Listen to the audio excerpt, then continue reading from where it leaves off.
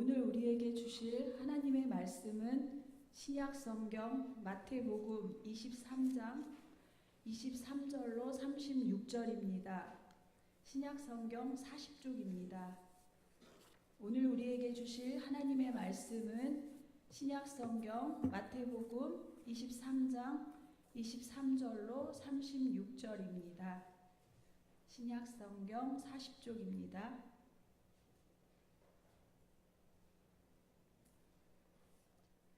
하나님의 말씀을 경청하십시오. 화 있을진저 외식하는 서기관들과 바리새인들이여, 너희가 박하와 회향과 근체의 11조는 들이되 율법에 더 중한 바 정의와 긍휼과 믿음은 버렸도다. 그러나 이것도 행하고 저것도 버리지 말아야 할지니라. 맹인된 인도자여, 하루살이는 걸러내고 낙타는 삼키는도다. 화 있을진저 외식하는 서기관들과 바리새인들이여, 잔과 대접의 겉은 깨끗이 하되 그 안에는 탐욕과 방탕으로 가득하게 하는도다. 눈먼 바리새인이여, 너는 먼저 안을 깨끗이 하라. 그리하면 겉도 깨끗하리라. 화 있을진저 외식하는 서기관들과 바리새인들이여, 회칠한 무덤 같으니 겉으로는 아름답게 보이나 그 안에는 죽은 사람의 뼈와 모든 더러운 것이 가득하도다. 이와 같이 너희도 겉으로는 사람에게 옳게 보이되 안으로는 외식과 불법이 가득하도다. 화 있을진저 외식하는 서기관들과 바리새인들이여, 너희는 선지자들의 무덤을 만들고 의인들의 비석을 꾸미며 이르되, 만일 우리가 조상 때에 있었더라면 우리는 그들이 선지자의 피를 흘리는데 참여하지 아니하였으리라 하니, 그러면 너희가 선지자를 죽인 자의 자손임을 스스로 증명함이로다. 너희가 너희 조상의 분량을 채우라. 뱀들아 독사의 새끼들아, 너희가 어떻게 지옥의 판결을 피하겠느냐. 그러므로 내가 너희에게 선지자들과 지혜 있는 자들과 서기관들을 보내매, 너희가 그 중에서 덜어는 죽이거나 십자가에 못 박고 그 중에서 덜어는 너희 회당에서 채찍질하고 이 동네에서 저 동네로 따라다니며 박해하리라. 그러므로 의인 아벨의 피로부터 성전과 제단 사이에서 너희가 죽인 바가랴의 아들 사가랴의 피까지 땅 위에서 흘린 의로운 피가 다 너희에게 돌아가리라. 내가 진실로 너희에게 이르노니 이것이 다 이 세대에 돌아가리라. 아멘. 이 말씀을 통하여 우리에게 은혜 주시기 원합니다. 아멘. 오늘 이 본문 말씀을 중심으로 악순환의 고리를 끊어라, 악순환의 고리를 끊어라 라는 제목으로 함께 하나님 말씀을 나누도록 하겠습니다.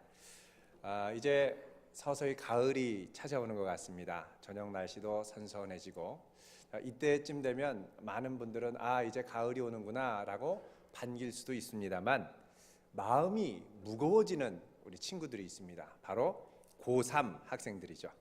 이제 수능이 2달 반 정도가 남았습니다. 여름방학을 보내고 이제 새 학기를 맞이할 때쯤 되는 지금쯤, 우리 고3들의 마음에는 안타까운 후회가 있습니다. 그건 뭐냐? 방학을 처음 시작할 때 내가 생각하고 계획했던 것만큼 충분히 공부를 하지 못했다라는 것입니다. 이제 남은 기간 열심히 해야지라고 마음을 다잡습니다만, 보통 그러다가 수능을 마치고 나면 어떻게 되느냐? 더 큰 후회가 찾아옵니다. 이럴 줄 알았더라면 조금 더 열심히 했었을 것을, 이런 후회가 찾아오죠.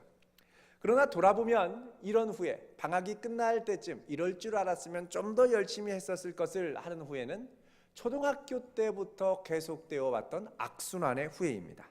매해마다 후회가 반복되는 것이죠. 이런 후회는 고3에서 절대 끝나지 않습니다. 어디까지 이어지느냐? 대학교 4학년 졸업할 때까지 이어집니다. 대학교에 가면 1학년 학생들을 제가 학교 수업에서 만날 때 이제 학기 초에 맨 첫 시간에 이런 이야기를 해줍니다.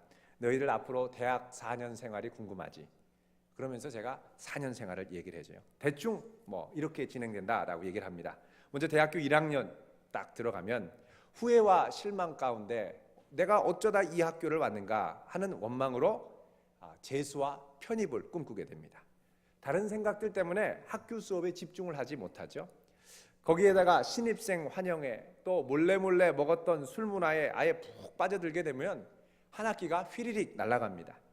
1학기 끝날 때쯤 그 지나간 시간들을 후회하면서 학생들이 결심하는 것이 있습니다. 그 뭐냐? 다음 학기에는 열심히 해서 꼭 장학금 타야지라는 결심을 합니다. 그러다가 여름방학이 지나가죠. 근데 여름방학이 되면 갑자기 주어지는 자유에 무엇을 해야 될지 몰라서 방황을 합니다. 결론은 뭐냐? 알바죠, 알바. 돈을 벌어야 된다라는 이상한 집착이 생깁니다. 그렇게 정신없이 지나가다 보면 또 여름이 지나가고 가을이 찾아옵니다. 가을이 되면 남자들에게 찾아오는 고민이 있습니다. 바로 군대죠. 군대 가야 한다는 생각 때문에 공부에 집중도 못하고 또 군대 가야 한다는 이유 때문에 1학년 때 그렇게 온 몸과 마음과 돈을 다 쏟아부어서 사귀었던 여자친구들과 마음의 결별을 준비하기 시작합니다. 공부는요, 군대 갔다 와서 열심히 한다고 합니다. 그러다가 공부를 다 포기하고 그냥 군대를 쫓겨나듯이 해서 갔다 옵니다. 근데 군대 갔다 오면 그런 공부를 열심히 하느냐? 1학년 때부터 워낙 놀던 습관들이 배어서 공부를 열심히 하기가 정말 쉽지 않습니다. 도서관에 앉아도 집중이 안 되고, 그때 흔히 하는 핑계가 뭐냐? 군대를 갔다 왔더니 머리가 굳어졌다라고 합니다. 절대 머리가 굳어지지 않죠. 20대 초반에 왜 머리가 굳어지겠습니까? 자, 이때부터 이 대학생들이 2학년 때부터 스트레스를 받기 시작하는 게 있는데 영어입니다. 영어 공부를 열심히 해야지. 또 선배들도 토익 준비를 열심히 하라고 그럽니다. 그래서 교재도 또 사고 여기저기 기웃거리기도 하지만 실감이 나지 않아서 2학년을 그냥 흐지부지 보냅니다. 그러다 3학년이 돼서 자기 바로 윗선배 4학년 선배들이 취업 준비를 하고 너무 힘들다 그러고 토익 준비해야 된다 그러고 빨리 시험 봐보라 그러고, 그러니까 할 수 없이 시험을 용기를 내서 거금을 투자해서 봅니다. 그리고 이때 충격을 받습니다. 신발 사이즈라는 것이 무엇인지를 비로소 자기 눈으로 확인하기 때문에 그렇습니다. 점수가 자기 신발 사이즈랑 비슷하게 나오는 거예요. 신발 사이즈. 충격을 받고 안 되겠다. 학원에 다녀야지. 그 학원을 다니기 시작합니다. 그러나 학원을 다녀도 이게 실감이 별로 나지 않기 때문에 지금부터 다니다 보면 오르겠지라는 이 느슨한 마음 때문에 대충 다니기 시작합니다. 그러다가 3학년이 지나고 4학년 들어서면서 원서를 내기 시작하죠. 이때는 정말 급합니다. 비로소 도서관이라는 곳이 어디 있는지를 발견하게 되고 도서관을 다니기 시작합니다. 자, 이때 서서히 마음에 후회가 찾아옵니다. 이럴 줄 알았으면 1학년 때 좀 더 열심히 했을 것을. 자, 제가 이런 이야기를 1학년 대학생들한테 얘기를 해주면요, 학생들의 눈동자가 커집니다. 그리고 어떤 학생들은 얘기합니다. 교수님, 걱정하지 마세요. 저는 절대 그러지 않을 거예요. 4년이 흐르고 4학년 2학기 때 교정을 거닐다가 그 학생을 만납니다. 안녕. 그 학생의 반응이 어떨까요? 얼어붙어요. 얼어붙은 다음에 어떤 학생은 교수님 이러는 학생이 있는가 하면 어떤 학생은 그런 다음에 도망갑니다. 이름을 불러도 도망가요. 1학년 때 충격적으로 그 얘기를 들었는데 시간이 갈수록 그 예언이 자기 삶의 현실로 나타나더라는 거예요. 그러면서 이럴 줄 알았으면 열심히 할 걸요 라고 탄식하는 학생들을 제가 만납니다. 대부분 이런 얘기를 해주면요, 학생들은 이렇게 얘기합니다. 나는 다를 거야. 이번에는 다를 거야. 우리는요, 종종 지금 알게 된 후회, 지금 갖게 된 후회를 미리 좀 내가 진작에 깨달았으면 내가 막을 수 있었을 텐데 라고 생각하면서 후회할 때가 많이 있습니다. 그러나 이런 후회는 후회로 그칠 뿐 실질적인 변화로 이어지기가 참 쉽지가 않습니다. 아니, 미리 알면 고칠 수 있지 않을까? 쉽지 않아요. 왜요? 내가 지금 후회하고 있는 행동들에게는 히스토리가 있습니다. 역사가. 그 행동을 하면서 내가 나름대로 얻었던 만족과 보상이 있는 거예요. 공부하는 것보다 지금 놀면서 누리는 기쁨이 더 좋은 거예요. 더 크다라고 느껴지는 거예요. 내가 느껴지는 보상과 만족이 크기 때문에 그것에 몰두하게 되고, 그러다 보니까 내 생각과 이 행동이 습관처럼 굳어지는 겁니다. 습관은 그 다음에 무슨 말이? 습관은 뭐냐? 우리의 무의식 가운데 오토 모드를 작동시키는 거예요. 말 안 해도 자동적으로 그렇게 되는 거예요. 집에 오면 여러분 무의식적으로 텔레비 리모컨을 누르게 되지 않습니까? 이거 습관입니다. 아이 텔레비 안 봐야지. 그런데 집에 가면 누르게 되는 거예요. 나도 모르게 눌러져 있어요. 안 눌러야지 하고서는 씻고 와서 봤는데 텔레비가 나와 있어요. 난 누른 기억이 안 나는데 왜 그러죠? 이미 습관으로 굳어져서 자동으로 돼 있는 거예요. 자동으로. 자, 이렇게 자동적으로 내 안에 굳어진 행동의 패턴들이 이미 굳어져 있는데 이거를 계속 반복해 오며 살다가 이거를 변화시키겠다? 엄청난 저항력이 있는 것입니다. 아무리 사소한 행동이라도 내 안에 이기심과 쾌락과 죄성의 충동을 만족시키는 보상을 맛보아서 굳어진 행동들은 쉽게 변해지질 않습니다. 거기에다가 이거를 굳건하게 붙드는 힘이 우리에게 주어지는데 그건 뭐냐? 자기 합리화라는 힘이에요. 어쩔 수 없어. 피곤하니까 저거라도 봐야지. 텔레비를 안 보면 시대에 뒤처져. 이렇게라도 안 하면 인간관계가 안 돼. 술이라도 마셔야 사람들을 만나지. 이게 저거 하다 보면 절대 내가 생각하는 이상적인 삶을 읽어갈 수 있는 여유와 또 시간들이 나지가 않게 된다는 것입니다. 결국 이런 것들은 고린도서에서 말씀하는 것처럼 우리 안에 견고한 진을 구축하게 됩니다.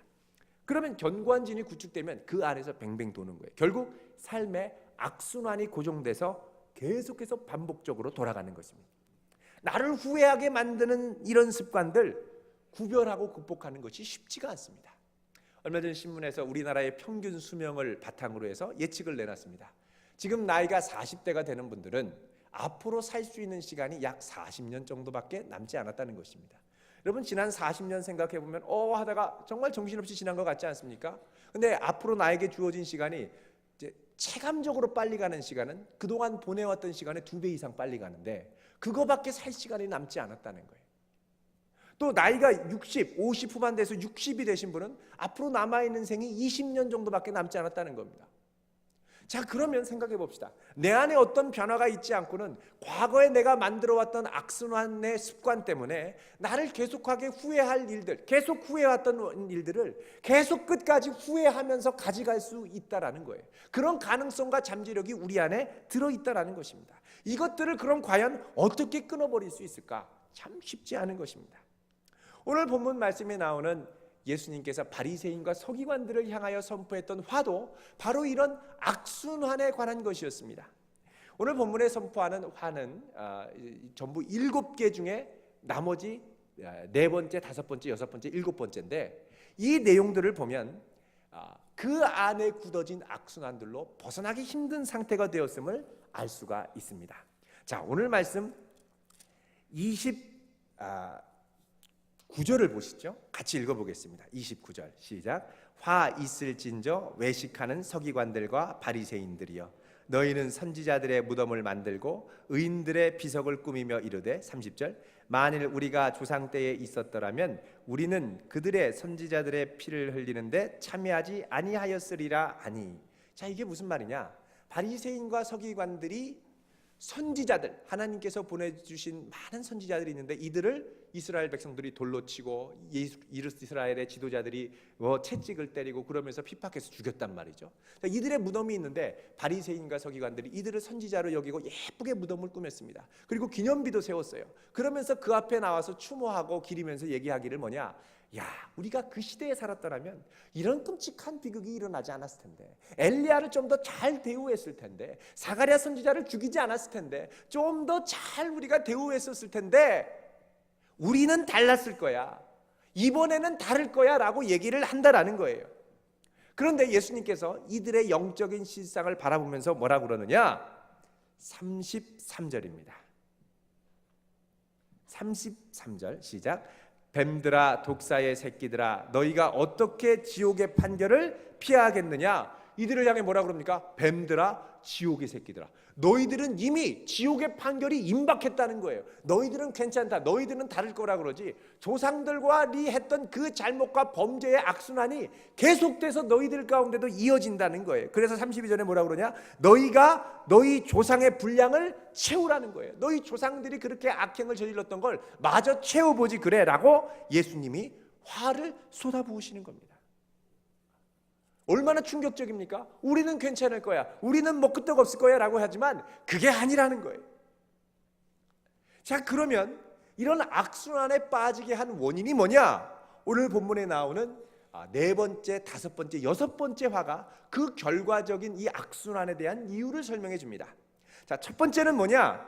23절에 나오는 화입니다. 우리 23절을 같이 읽어보도록 하겠습니다. 시작. 화 있을진저 외식하는 서기관들과 바리새인들이여, 너희가 박하와 회향과 근체의 11조는 드리되 율법에 더 중한 바 정의와 긍휼과 믿음은 버렸도다.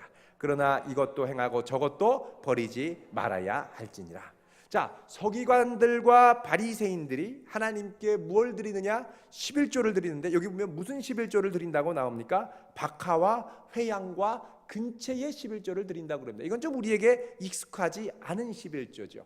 당시 이스라엘 백성들이 하나님께 드렸던 11조는 주로 어떤 11조였느냐? 양, 소, 가축들을 친 것 중에서 11조를 드렸고요, 농사를 진 것 중에서 11조를 드렸습니다. 그런데 박하와 회향과 근체의 11조는 뭐냐? 이 박하, 회향, 근체는 그 당시 사람들이 요리를 만들 때 썼던 향신료였습니다. 당시에는 소고기보다는 양고기를 많이 잡아먹었죠. 여러분 양고기 드셔보셨겠습니다만 양고기를 보면 노릇한 냄새가 아주 매캐합니다. 그래서 거기에 뭘 찍어 먹느냐? 박하랑 허브를 섞은 소스를 찍어서 먹습니다. 이 박하, 여기 나오는 게 민트 향이죠. 그리고 회향이라는 건 뭐냐? 허브의 일종입니다. 또 근체는 뭐냐면, 이 근하면 뿌리 근자인데 이 미나리과의 일종인데, 거기서 떨어지는 이 뿌리 쪽에 있는 씨앗을 빼서 거둬가지고 말려서 만든 일종의 깨소금과 같은 양념이었습니다. 그러니까 이런 것들로 양념을 만들었는데, 하나님께 11조를 드리는데 얼마나 철저히 드리냐면, 이런 양념 소소한 것들까지도 하나님께 11조를 드려야 제대로 드린다는 거예요. 그래서 바리새인들과 서기관들은 11조를 드릴 때 곡식, 양, 소 이것도 드리지만 박하, 해양, 심지어는 소금도 11조를 드리라고 얘기할 정도였습니다. 그러니까는 모든 것에서 완벽한 11조를 드리자는 거예요. 여러분, 11조라는 것은 우리의 신앙을 고백하는 중요한 이 신앙 고백의 표현입니다. 내게 있는 모든 것이 하나님께로부터 왔는데 이것을 하나님이 다 주셨으니 이 모든 것이 하나님의 것입니다라는 걸 인정하는 믿음으로 11조를 드리는 거예요. 그러니까 내 인생의 주인이 주님이시고 주님을 믿음으로 고백하고 따르고 인정하는 사람만이 드릴 수 있는 표현이 11조라는 거예요. 쉽게 말하면 은혜를 체험하고 아는 사람이 드릴 수 있는 겁니다. 자, 바리새인들은 처음에 이 하나님의 은혜를 인정했어요. 알고 있었어요. 그리고 드려야 된다고 생각했어요. 근데 드리다 보니까 좀 더 완벽하게, 좀 더 철저하게 드리고 싶었어요. 그래서 어떻게 해요? 회향과 근체와 박하 다 드리는 거예요. 근데 이렇게 드리다 하면서 그 사람들이 더 은혜로 충만하고 하나님의 은혜에 가까이 가고 하나님을 잘 알면 모르겠는데, 갈수록 어떻게 되느냐? 비판적이 되고, 갈수록 자기 기준에 맞지 않는 사람들을 정죄하게 되고, 갈수록 주의 선지자를 붙들게 되고, 갈수록 그 마음이 강팍해서 이 땅에 메시아로 오신 예수님을 붙잡아서 돌로 쳐 죽이려고 하는 엉뚱한 쪽으로 발전되는 거예요. 그 예수님이 뭐라고 그러냐? 너희들이 율법을 11조의 규율을 그토록 철저히 지키는데 그 안에 마땅히 있어야 할 정의와 긍휼과 믿음은 버렸다는 거예요. 하나님의 공의, 하나님의 자비하심, 하나님을 향한 믿음과 신실하심, 이것이 우리에게 있어야 되는데, 이 11조를 드리면서 이게 풍성하게 넘쳐야 되는데 이것들을 싹 잃어버렸다는 거예요. 그러면서 뭐라고 그럽니까? 24절에 맹인된 인도자여, 어느덧 맹인이 됐어요. 그러면서 하루살이는 걸러내고 낙타는 삼키는도다. 여러분, 이게 무슨 말이냐면, 당시 유대인들이 음료나 물을 마실 때 이 컵이나 잔에 보면 위생적으로 깨끗하지 않으니까 날파리들이 돌아다니지 않겠습니까? 돌아다니다가 이 컵에 퐁당 들어가는 거예요. 근데 날파리들은 레위기 규정에 따르면 부정한 것들이에요. 하루살이는 걸러내야 되는 거예요. 그러니까 날파리가 떨어졌으니까 이거 걸러내고 먹어야 내가 정결해지지, 이거 팔이 들어있는 채로 먹으면 내가 부정해지는 거예요. 물론 우리 중에 떨어져도 에이 괜찮아, 그리고 그것만 남기고 드시는 분이 있습니다. 뭐 수육이네, 육수네, 좋네, 그리고 드시는 분이 있는데, 그러면 그 아내가 부정해지는 거예요. 그래서 떨어지면 무조건 걸러냈어요. 그런데 낙타를 이들이 실질적으로 삼킨다. 그거를 마시고 물을 딱 걸러내서 마신 다음에 낙타고기 드실래요? 그랬더니 오! 몸에 좋은 낙타고기, 보신탕과 같이 너무 좋아요. 그리고 낙타를 막 삼키더라는 거예요. 낙타는 이 레위기에 보면 먹지 말아야 할 부정한 짐승의 대표였습니다. 근데 낙타를 그냥 삼켜 먹는다는 거예요. 여러분, 전에 어떤 분이 여성분인데 길을 걸어가다가 갑자기 이 대퇴부의 뼈가 툭 골절이 돼서 쓰러져서 일어나지 못한 적이 있습니다. 그래서 119를 불러서 119가 와가지고서는 이 여성분을 데리고 앰뷸런스를 싣고 갔어요. 나중에 어떻게 된가 봤더니 이 여성분이 젊은 분인데 골다공증인 거예요. 골다공증이 너무 심해서 뼈가 부러졌어요. 도대체 어떻게 된 거냐 봤더니 다이어트를 하도 하다 보니까 뼈의 진액이 싹 빠져나가서 텅텅 비어 있는 거예요. 아름다운 몸에 S라인 좋죠. 근데 S라인 만들다가 골병 든다는 거예요. 뼈 부러진다는 거예요. 온몸을 상하게 하는 거예요. 마찬가지로 바리새인들과 서기관들 11조 철저히 지켜야죠. 겉으로는 좋은 것 같아요. 그러는 동안 어떻게 해요? 율법의 영성, 율법의 정신, 율법 안에 담겨진 정말 중요한 아버지 하나님의 마음을 잃어버리더라는 것입니다. 자, 그러면 내용만 있으면 되고 형식이 중요하지 않느냐? 아니라는 거예요. 우리 주님은 뭐라 그러냐? 23절 끝에 보면 이렇게 말씀하죠. 그러나 이것도 행하고 저것도 버리지 말아야 할지라. 내용과 형식이 다 중요하다는 거예요. 이 균형을 잃어버리기 시작할 때 뭐가 시작되느냐? 악순환이 시작된다는 것입니다. 두 번째로, 그러니까 첫 번째는 뭐냐? 형식과 내용의 균형을 잃어버릴 때 악순환이 시작된다는 것이고요. 두 번째는 내면과 외면의 일치에 대해서 예수님이 말씀하십니다. 25절 말씀이죠. 같이 읽어보겠습니다. 시작. 화 있을진저 외식하는 서기관들과 바리새인들이여 잔과 대접의 겉은 깨끗이 하되 그 안에는 탐욕과 방탕으로 가득하게 하는도다. 자, 이들을 잔으로 비유를 합니다. 겉은 깨끗하고 말끔해요. 근데 안을 보니까 뭐가 있느냐? 탐욕, 방탕. 방탕은 뭡니까? 내 죄의 소욕을 마구마구 실천하는 것이 방탕입니다. 아파트에 여러분 음식물 쓰레기 버리러 가다 보시면 어느 날 보면 음식물 쓰레기통이 깨끗하게 청소된 때가 있어요. 깨끗해요. 하도 들어오니까 이제 구에서 바꿔줬어요. 깨끗해요. 너무 새 거고 예쁜 것 같아요. 그 기쁜 마음으로 뚜껑을 열어보면 어떻게 됩니까? 그 안에 있는 건 여전히 더러운 음식물 쓰레기들이 있는 거예요. 파리가 날라오고요. 뭐 얼마나 빨리 덮어버리게 된다는 거죠. 자, 바리새인과 서기관들 겉으로는 깨끗해요. 예쁜 것 같아요. 그런데 속은 죄악으로 탐욕으로 가득 차 있더라는 거예요. 겉은 멀쩡한데 속은 더럽다는 거예요. 이걸 또 뭘로 비유하느냐? 27절에 회칠한 무덤으로 비유합니다. 그래서 25절과 27절에 나오는 화는 같은 성격의 화입니다. 27절 읽어보겠습니다. 시작. 화 있을진저 외식하는 서기관들과 바리새인들이여 회칠한 무덤 같으니 겉으로는 아름답게 보이나 그 안에는 죽은 사람의 뼈와 모든 더러운 것이 가득하도다. 여러분, 무덤은 어린이들에게 참 좋은 놀이터였습니다. 예전에. 지금은 뭐 아이들이 놀고 싶으면 키즈 카페에 가지만 옛날 버전의 키즈 카페는 무덤이었습니다. 무덤이 많을수록 너무 재밌어요. 왜요? 일상생활에서 볼 수 없는 뭐 이렇게 둥그란, 그죠? 거기서 전쟁 놀이도 할 수 있고 떼굴떼굴 굴르면 재밌게 또 내려올 수도 있고 참 좋은 장소였습니다. 로봇 놀이도 할 수 있고 전쟁 놀이도 할 수 있고. 그런데 어른들한테는 이곳이 피하고 싶은 장소예요. 왜요? 어른들의 눈에 볼 때는 그 무덤 안에 뭐가 있는지 알기 때문에. 그 안에는 오늘 본문 말씀처럼 사람의 죽은 뼈와 온갖 부패하고 이 사람의 몸에 이것들이 많이 들어 있습니다. 근데 27절에 보면 뭐라 그러냐? 회칠한 무덤이라고 얘기를 합니다. 이 뭐냐? 여기서 회라는 건 말 그대로 석회를 말합니다. 라임이라고 그러죠. 석회. 여러분, 이 지중해 지역에는 석회가 참 많이 났습니다. 이 그리스나 이 지중해를 가면은 그리스 섬 같은 데 보면 하얀 석회로 이 집 벽이나 집을 칠한 이런 광경들이 많이 나오죠. 다 석회칠을 한 겁니다. 근데 이 석회칠을 이스라엘에서는 어디에 했느냐? 무덤에다 했어요. 왜 무덤에 했느냐? 예를 들면 이스라엘 민족의 가장 큰 절기인 유월절 같은 때 예루살렘을 향해서 사람들이 쫙 가는데 무덤들은 주로 이 도시의 입구나 출구 쪽에 있었습니다. 근데 도시를 지나서 예루살렘을 향해서 그 유월절을 지키러 가다 보면 밖에 이 예루살렘 지형에 보면은 이 바위나 돌산들이 많은데 어떤 거는 그 안을 파서 무덤을 만들어 놨고 어떤 거는 무덤을 만들어 놓지 않은 자연 돌석이에요. 근데 무덤을 자기도 모르게 턱 대고 지나갔단 말입니다. 그러면은 이 정결 예법에 따르면 어떻게 되냐? 무덤을 만지면 내가 부정해지는 거예요. 내가 더러워지는 거예요. 내가 더러워지면 나를 깨끗하게 해야 되는데 며칠 동안 있어야 되느냐? 7일 동안 정결 예식을 해야 됩니다. 7일 동안 정결 예식을 하고 나서 나를 정결하게 하면 하나님께 나갈 수 있는. 자, 예루살렘 다 왔습니다. 근데 지나가다가 어쩌다가 부지 중에 알지도 못하는 쪽에 턱 손을 댔는데 알고 보니까 무덤인 거예요.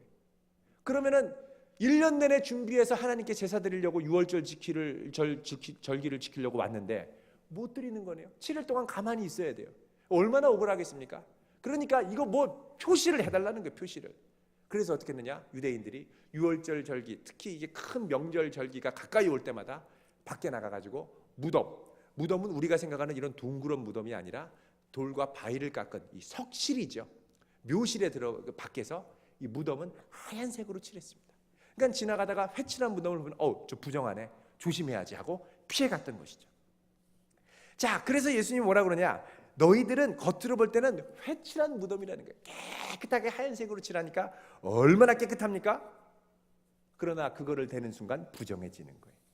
그 안에는 사람의 더러움이 가득한 거예요. 이게 바로 바리새인들의 모습이라는 겁니다. 겉으로는 말끔해요, 깨끗한 것 같아요, 좋은 것 같아요. 그러나 가면을 쓴 거예요. 더럽지 않다라고 생각이 들지만 그 속을 보면 그 내면에서 더러운 죄성과 이기심과 쾌락을 추구하는 악한 행동들이 자꾸만 나오고 이것들을 가리는데 급급하지 그대로 더러운 채로 있기 때문에 어떻게 돼요? 죄의 악순환에 빠져들더라는 거예요. 내용과 형식이 균형을 잃을 때, 그리고 내면과 외면이 일치하지 못할 때, 이 괴리를 계속 두면서 살아갈 때 우리는 어떻게 해요? 삶의 악순환 가운데 점점 빠져드는 거예요. 겉으로는 괜찮다라고 생각하면 어떻게 합니까? 내면의 탐욕을 계속해서 추구할 수 있는 면죄부를 주는 겁니다. 아이 괜찮아, 그래도 뭐 나는 율법을 지키니까, 그래도 나는 11조 내니까, 그래도 나는 주일에 예배 드리니까, 그래도 나는 그리스도인이니까, 이러면서 속으로는 자기 욕심과 탐욕을 막 추구하는 거예요. 그럼 어떻게 되느냐? 우리가 옛날에 우리 조상들 같으면 그런 죄를 지지 않았을 텐데 했지만 결국은 지옥의 판결에 가까워오는 인생을 살게 되더라는 것입니다. 그럼 이 괴리를 어떻게 끊어야 되느냐? 악순환의 고리를 어떻게 끊어야 되느냐? 오늘 말씀은 이 바리새인들을 향한 이 화선푸의 말씀이기 때문에 자세한 해결책에 대해서는 말씀하지 않습니다. 그러나 우리가 생각할 수 있는 실마리를 던져주고 있는데 바로 26절 말씀입니다. 우리 26절 말씀 같이 읽어보겠습니다. 시작. 눈먼 바리새인이여, 너는 먼저 안을 깨끗이 하라. 그리하면 겉도 깨끗하리라. 자, 바리새인들은 겉만 깨끗하게 하려고 그랬는데 먼저 뭐부터 깨끗하게 하라고요? 안을 깨끗하게 하라. 우리의 내면, 우리의 심령, 우리의 속사람을 깨끗하게 하면 어떻게 해요? 바깥도 깨끗해진다라는 거예요. 우리가 잘 아는 로마서 12장 2절 말씀이 있습니다. 우리 한번 찾아보겠습니다. 로마서 12장 2절, 신약성경 256쪽입니다. 256쪽.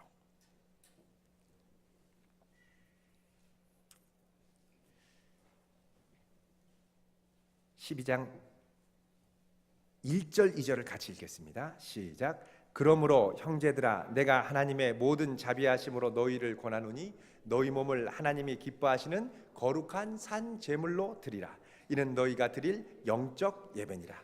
너희는 이 세대를 본받지 말고 오직 마음을 새롭게 함으로 변화를 받아 하나님의 선하시고 기뻐하시고 온전하신 뜻이 무엇인지 분별하도록 하라. 자, 여기 보면 너희 몸을 거룩한 뭘로 드리라고요? 산 제물로 드리라. 자, 제물을 드리려면 바리새인들과 이 제사장들이 검사를 합니다. 이 제물이 드릴 만한 건지, 흠이 있는지 없는지, 병들었는지 안 들었는지.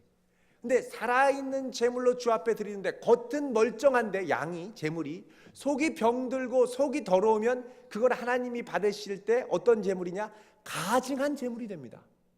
기뻐 받으시는 제물이 아닌 거예요. 그러니까 로마서도 결국 뭐냐? 너의 내면과 외면, 형식과 내용이 하나가 되어 하나님 앞에 드릴 수 있는 거룩한 제물로 드려야 된다는 거예요. 그럼 그런 거룩한 제물로 드리기 위해서 삶의 악순환의 고리를 끊고 거룩하게 주 앞에 서기 위해서 우리에게 필요한 게 있는데 그게 뭐냐? 2절에 보면 이 세대를 본받지 말고, 자, 본받는다 영어로 conform이라는 단어로 되어 있습니다.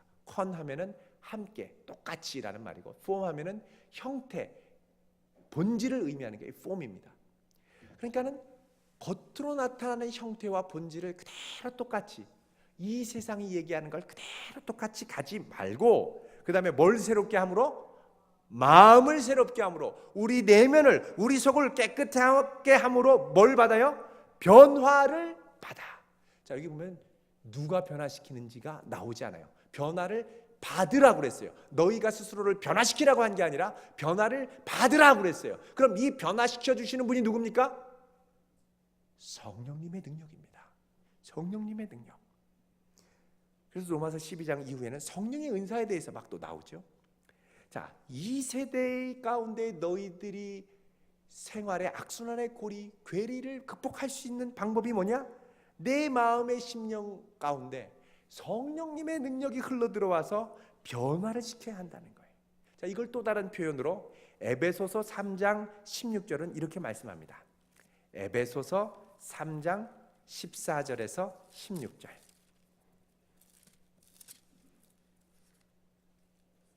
에베소서 3장 14절에서 16절, 312쪽입니다. 신약성경 에베소서 3장 14절에서 16절.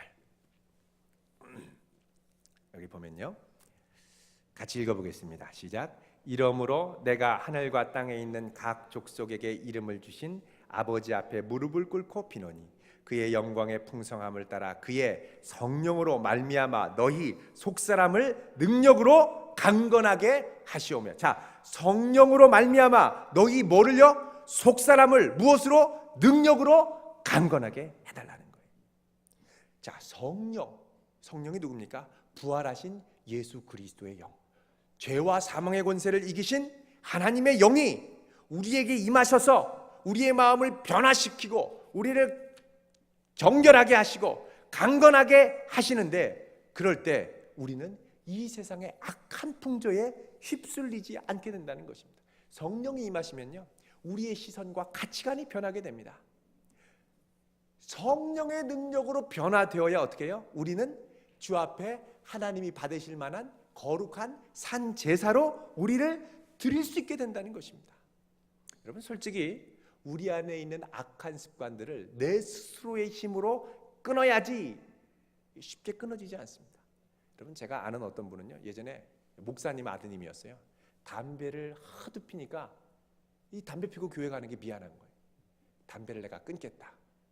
그래서 어떻게 했냐면 우리들이 이제 보는 앞에서 이분이 맹세를 한 거예요. 담배를 한 모금 쫙 빨더니요, 자기 손에 지지는 거예요. 이 자국이 보이지? 절대 안 필 거야. 2주 후에 오른손으로도 피더라고요. 안 돼요. 아니, 그만한다고 하는데 안 돼요.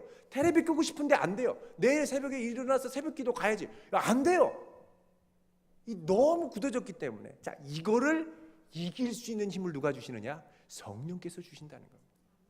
여러분, 우리 안에 있는 악순환을 끊으려면요, 전문가들은 뭐라 그러냐? 악순환이 습관이 된 이유는 보상이 그동안 계속 주어졌기 때문에 그렇다는 거예요. 근데 이 보상을 끊고 이기려면 안 되는데, 이걸 이기려면 어떻게 되느냐? 이 보상 대신 더 좋고 큰 보상을 주어야 이 습관이 다른 쪽으로 방향을 틀 수 있다는 거예요. 여러분, 우리의 죄성으로 인하여 얻는 쾌락과 만족으로 인한 보상이 성령께서 주시는 거룩한 보상으로 바뀌기를 축원드립니다. 세상에 알 수 없는 기쁨, 순종할 수 있는 기쁨, 감사할 수 있는 기쁨의 능력, 기도의 능력을 경험하고 응답을 경험할 때 우리의 삶이 변할 수 있다는 거예요. 여러분, 우리들은 흔히 성령님 계시면 좋지, 안 계셔도 약간 아쉽지만 괜찮아, 이 정도로 생각하고 끝나는 경우가 많습니다. 그러나 절대 그렇지 않습니다. 여러분, 성령님은 우리 안에 거하시기 위해 예수님께서 죽음에서 부활하시고 하늘에 오르셔서 우리에게 보내주셨습니다. 보내주실 때 뭐라 그러냐면 내가 너희를 고와 같이 버려두지 않겠다고 그랬어요. 성령님이 없으시면 우리는 고아와 같이 살게 될 수밖에 없다는 거예요. 그러나 성령이 임하시면 고아가 아니라 하나님의 왕 같은 자녀로 능력 있게 살아갈 수 있는데, 성령이 오시면 어떻게 돼요? 우리의 속사람이 변화받음으로 죄의 악순환의 고리를 끊을 수 있는 힘과 능력과 주님이 주시는 보상이 주어지는 거예요. 여러분, 우리가 성령으로 충만하지 않으면요, 내 머릿속에서 늘 빙빙 돌았던 맴돌았던 고민들 있죠. 성령을 소멸하면 또다시 시작됩니다. 내가 늘 방황했던 그 문제 조금 지나면 또 방황됩니다. 예배 드릴 땐 큰 은혜를 받고 그래 이래야지 결심했죠. 다시 성령을 소멸해 보세요. 수요일 목요일쯤 되면요 또다시 그 고민에 빠져 있습니다. 성령이 주시는 힘이 아니고 그분이 나를 붙잡아 주시지 않고는 허망한 생각, 죄된 생각, 쾌락을 추구하는 생각을 이렇게 떨쳐버릴 수 없어요. 마치 먹이 있는 곳에 개미떼들이 몰려오듯이 늘 악한 사단들이 우리를 그냥 놔두지 않고 끊임없이 덤벼들어서 우리를 무너뜨리려고 그러는 것과 같습니다. 그래서 우리는 늘 걸려 넘어지는 곳에서 넘어지고요, 늘 후회할 때 보면 늘 시험 드는 약점에서 또 시험 들고요, 늘 원망하는 그 지점에서 원망하다 또 대판 싸우고요, 늘 비판하는 그곳에서 비판하다가 또 똑같은 비판을 받고 그리고서 무너지고요. 이번에는 다를 거야, 나만은 다를 거야, 이번에는 틀릴 거야 라고 얘기하지만요 그렇지 않습니다. 이번에는 다를 거야 라고 하지만 조금 지나면 내가 늘 무너졌던 그 자리에 또 나를 무너뜨리기 위해서 기다리고 있어요. 여러분, 우리가 영적으로 충만해서 이것들을 이겨내려면 정말 중요한 것이 하나 있습니다. 그건 뭐냐? 그분 앞에 나아가서 그분의 임재를 구하고 성령의 충만함을 구할 수 있는 시간을 반드시 확보해야 된다는 거예요. 여러분, 건강을 유지하려면 어떻게 됩니까? 건강을 유지하려면 건강을 유지할 수 있는 운동을 할 수 있는 시간이 있어야죠. 아, 난 몸이 너무 약해. 운동하세요. 시간이 없어. 운동 못하는 거예요. 그거 건강해지지 않죠. 어떻게 돼요? 이를 악다물고 건강을 유지할 수 있는, 확보할 수 있는 시간을 목숨 걸고 확보해야 돼요. 그래야 건강을 지켜요. 그런데 잠언 4장 23절 말씀을 보면요, 무릇 지킬 만한 것보다 더욱더 너희 마음을 지키라고 그래요. 왜요? 생명의 근원이 여기서 나기 때문에. 다른 말로 하면 우리의 마음을 지키려면 성령님의 임재로 나를 충만하게 채울 수 있는 절대적인 시간 확보가 필요하다는 겁니다. 여기 있는 모든 분들이 성령의 지배 가운데 살아가기를, 성령의 능력으로 충만하기를 축원드립니다. 여러분, 하나님의 능력으로 강건하여야 세상의 유혹과 세상의 풍조에 솔깃하지 않고 팔랑귀가 돼서 좌우로 흔들리지 않고 자기 길을 주 앞에 갈 수 있는 거예요. 여러분, 그렇게 하려면 어떻게 해야 됩니까? 기도해야 됩니다. 여러분, 기도하는 시간을 어떻게든지 확보해야 돼요. 이 시간을 잃어버리면 인간적인 생각, 세상적인 생각, 세상적인 논리, 또 자기 합리화는 왜 이렇게 잘해요? 이런 걸로 우리 스스로를 자꾸 채워갑니다. 새벽도 좋습니다. 저녁도 좋습니다. 중요한 건 주님의 임재 앞에 나와 무릎을 꿇는 시간이 있어야 되는 거예요. 갈수록 교묘하게 우리의 시선과 관심을 빼앗는 이 세상에 어떻게 주님께 우리의 시선을 고정시킬 수 있겠습니까? 여러분, 문 밖으로 나가면서부터 뭐가 있느냐? 광고가 있습니다. 요즘 광고의 시대잖아요. 나를 보세요. 이 아파트 사세요. 저거 사세요. 이거 좋아요. 계속 광고예요. 우리의 탐욕과 소유욕을 자꾸 부추겨요.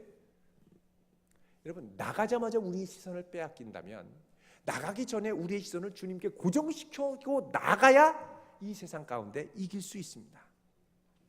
여러분, 어떤 분은 목사님 새벽에 나가고 싶은데요, 텔레비 보다 보면 정말 못 나가겠네요. 그래요.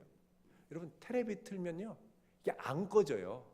꺼야지라고 생각하는데 이게 안 눌러진다니까요. 조금 더 있다, 조금 더 있다. 그러다 보면은 2시예요. 매일 텔레비 앞에서 텔레비에서 선포되는 세상의 메시지를 그대로 받아들이고 아멘 아멘 끄떡끄떡거리고 킥킥거리고 그러다가 자는. 주님과의 시간이 싹 사라집니다. 여러분, 우리에게 성령을 보내주신 이유가 있습니다. 그거 뭐냐? 이분 없으면 우리는 고아처럼 세상 가운데 휩쓸리며 산다는 거예요. 성령을 결단코 소멸하지 않기를 바랍니다. 우리는 기억해야 됩니다.